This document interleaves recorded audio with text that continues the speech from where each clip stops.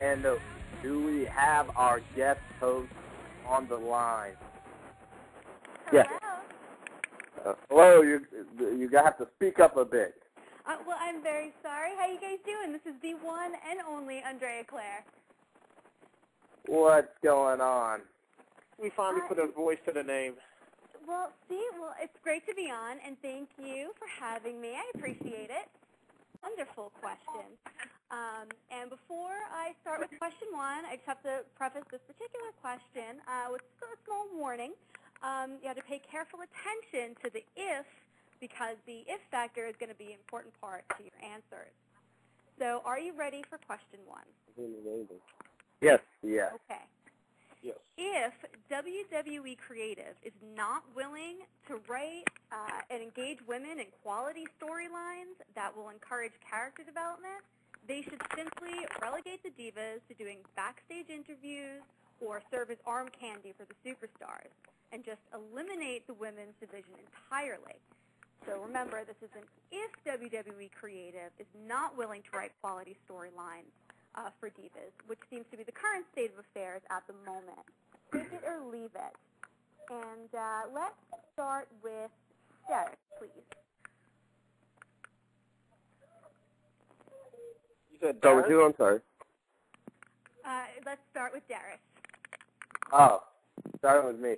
If they're not, I'm going to have to leave that statement because, whether they're arm candy or they're in the ring, it really doesn't matter because, A, it's going to give guys, who aren't wrestling fans, let's face it, they're going to tune in. They don't care if they're wrestling. They don't care if they're on the arms, as long as they're there.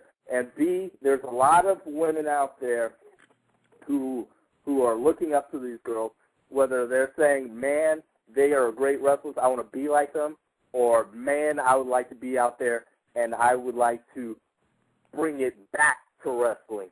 A lot of girls probably think that they're the ones that can make a difference in women's wrestling.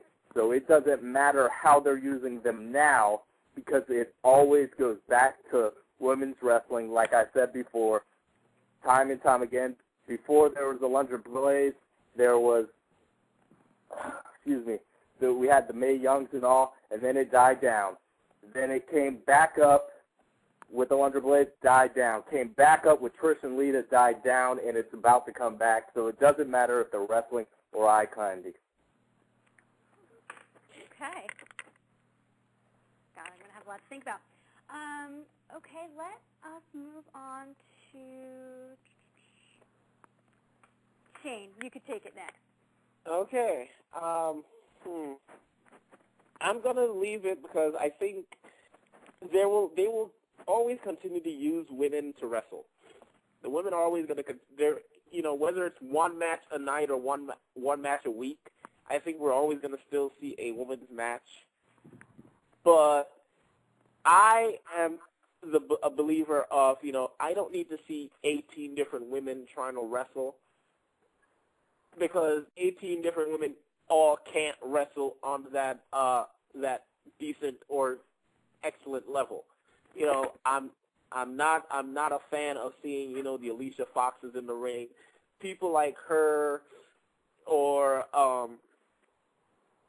the Raka Khans from TNA or whatever, they can serve as our candy. They can be, backstage interviewers or whatever not. They do not need to be in the ring. Let me see the women like Mickie James and Beth Phoenix.